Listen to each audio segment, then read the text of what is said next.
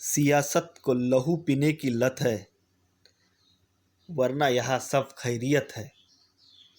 सियासत को लहू पीने की लत है, वरना यहाँ सब खैरियत है।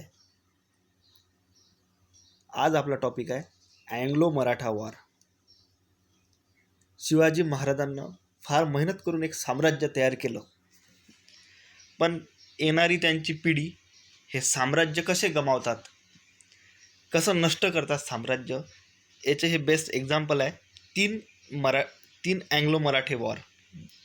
तिसऱ्या अँग्लो मराठा वॉरमध्ये मराठ्यांचा आणि पेशवा हे दोन्ही भारतातून निस्थानभूत होऊन जाते. अति राजकारण, अति पॉलिटिक्स कधी कधी अंगावर येते. हे एक याचं बेस्ट एक्झाम्पल आहे. जास्त राजकारणही करून काही फायदा नसते. येणारी पिढी पहिल्या बाजीरावपर्यंत ठीक राहिलं, बाळाजी विश्वनाथपर्यंतही ठीक राहिलं. माधवराव नंतर येणारी पिढी दुसरा बाजीराव यांनी, पहिला नाही दुसरा बाजीराव यांनी साम्राज्याची वाट लावून टाकली.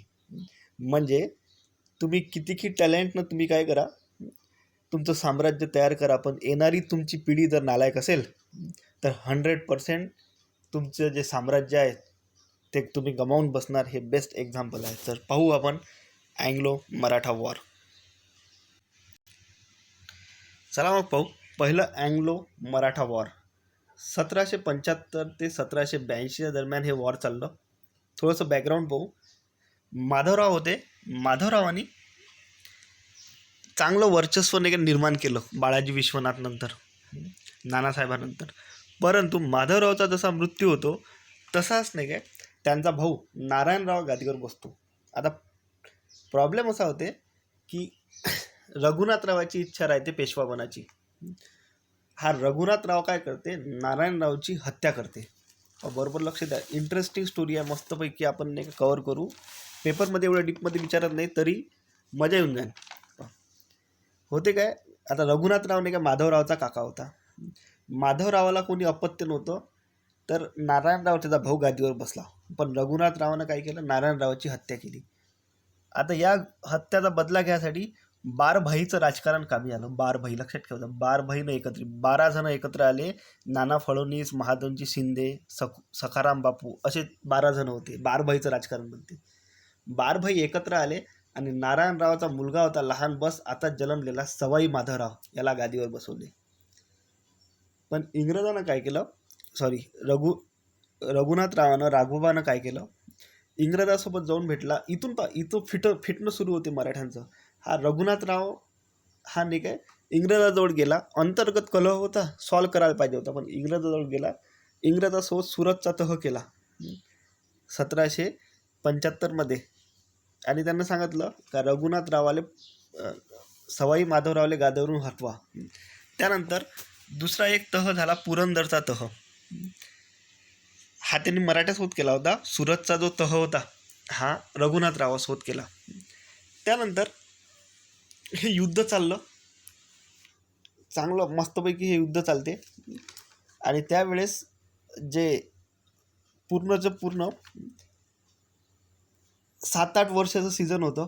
इंग्रजाविरुद्ध पेशवे, भोसले, हैदर, निजाम असं चांगला चतुसूत्री चांगला कार्यक्रम यानं राबवला. 4 जण एकत्र आले.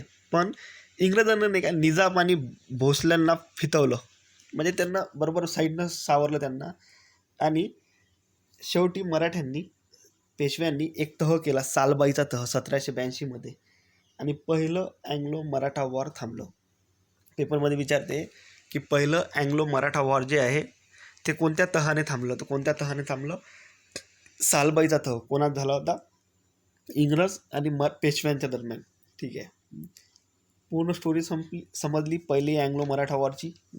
हे रघुनाथरावानं प्लॅनिंग केली, पण रघुनाथराव फसला त्याच्यात. ठीक आहे. त्यानंतर नेक्स्ट पॉईंट पाहू आपण, दुसरा अँग्लो मराठा वॉर.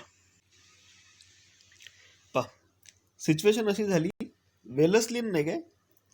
वेलस्ली भारताचा गव्हर्नर जनरल झाला. आणि याची एक तुम्हाला माहीत आहे, वेलस्लीचं तैनाती फौजचा हे म्हटलं जाते. दुसरा अँग्लो मराठी वॉर 1803 ते 1805. काय होते, 1800 नाना फडणवीसचा मृत्यू झाला.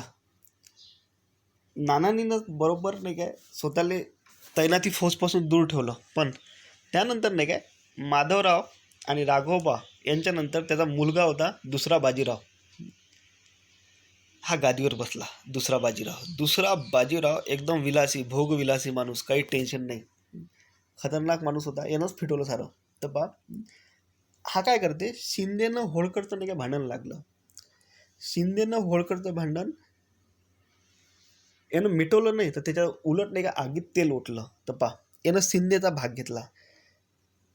होळकर होता, तर याच्यात नाही काय जो होळकर होता, तर तुकोजी होळकरचा नाही काय मृत्यू झाला. तर त्या तुकोजी होळकरला नाही काय 4 पोरं होते, मल्हारराव, विठोबा, विठोजी, यशवंतराव आणि काशीनाथ.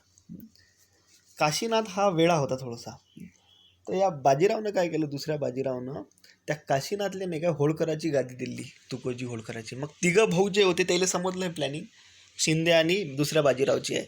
तर यानं काय केलं, तिघा भावानं म्हणजे जो विनायकराव होता, सॉरी जो त्याचा चौथा भाऊ होता यशवंतराव, यानं नाही काय आक्रमण केलं दुसऱ्या बाजीराववर.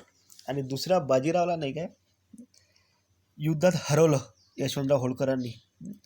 आणि गादीवर बसवलं त्यांचा मुलगा विनायकरावला. हडपसरच्या लढाईत हरवलं यानं 1802 मध्ये. 1800 मध्ये नानाचा मृत्यू, दुसरा बाजीराव गादीवर बसला.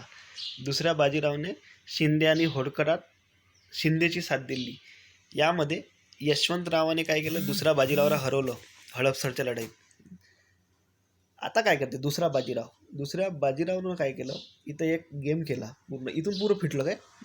यानं इंग्रजासोबत नाही का वसईचा तह केला. आणि हा वसईचा तह केला इंग्रजासोबत. मी पहिले सांगितलं वेलस्ली होता, लॉर्ड वेलस्ली. लॉर्ड वेलस्लीचं पहिलंच म्हणणं होतं का पहिले तैनाती फौजचा स्वीकार करतं. दुसऱ्या बाजीरावनं नाही काय तैनाती फौजचा स्वीकार केला. 6,000 तैनाती फौज स्वीकारली. नर्मदा आणि तापी नदीच्या खोऱ्यातलं 26 लक्ष उत्पन्नाचा प्रदेश इंग्रजांना देण्याचे मान्य केले. सुरत शहर कंपनीला देऊन दिलं. गायकवाडा विरुद्ध युद्ध न करणार म्हणजे पूर्ण फिटवलं. नर्मदा तापी नदीचा 26 लाख रुपयाचा प्रदेशही दिला. तैनाती फौजी स्वीकारली 6,000. वसईचा तह सर्वात महत्त्वाचा काय 1803-4 मध्ये झाला होता हा. इथून सर्व सेटिंग लागते. त्यानंतर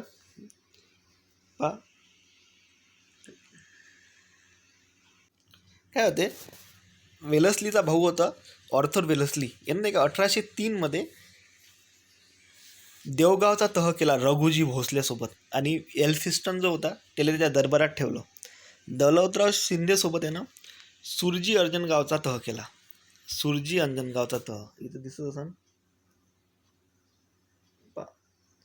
भोसलेसोबत देवगावचा तह. आणि गायकवाड सोबत, सॉरी ही तर गायकवाड आहे, तर शिंदे पाहिजे, तर शिंदेसोबत यानं अर्जन सिंगचा तह केला. ठीक आहे. आता काय होते, इथपर्यंत ठीक राहिलं. त्यानंतर आता मराठे कमजोर झाले होते. इंग्रजांना माहीत होतं हाच टाईम आहे त्यांच्यावर वार करण्याचा. आणि शेवटचा वार करण्याचा टाईम येते 1818 मध्ये. आणि तिसरं इंग्रज मराठी युद्ध होते. दुसऱ्या बाजीरावची आता चूक नाही का त्याच्या लक्षात आली, पण आता काहीच होऊ शकत नव्हतं. आता सगळं गमावून बसला होता. त्यानं खूप प्रयत्न केला इंग्रजाच्या तावडीतून सुटण्याचा प्लॅनिंगमधून, पण तो काही शक्य झाला नाही. उलट इंग्रजांनी त्याच्यावर 1817 मध्ये तर पुण्याचा तह लावला. मग 3-4 जे घराणे उरले होते, इंग्रजांना भोसलेसोबत नाही का नागपूरचा तह केला. त्यानंतर होळकरसोबत ग्वाल्हेरचा तह केला. दुसऱ्या बाजीरावसोबत पुण्याचा तह केला. पंढरपूरचा होता बाबू गोखले. बाबू गोखलेसोबत पंढरपूरचा तह केला. आणि एक गोष्ट एक अजून आहे, बाळू नाथूच्या मदतीनं, नाथू आहे बाळू बापू नाही, बाळू नाथूच्या मदतीनं शनिवार वाड्यात नाही का युनियन फ्लॅग फडकवला इंग्रजांनी. बाळू नाथूच्या मदतीनं युनियन फ्लॅग. अशा प्रकारे त्यांना पूर्ण मराठी साम्राज्य नाही का खतम करून टाकलं. आणि प्रताप सिंग जो होता त्याच्यासाठी नाही का इंग्रज लोक चालबाज होते. त्याला माहीत होतं आपण डायरेक्ट सत्ता हातात घेणं म्हणजे मराठे सगळे विरोधात जाईल, मोठी लोकसंख्या. यानं काय केलं, प्रताप सिंगला साताऱ्याच्या गादीवर बसवलं. एक गादी तयार केली. प्रताप सिंग जे शिवाजीचे वंशज होते त्याला साताऱ्याच्या गादीवर बसवलं.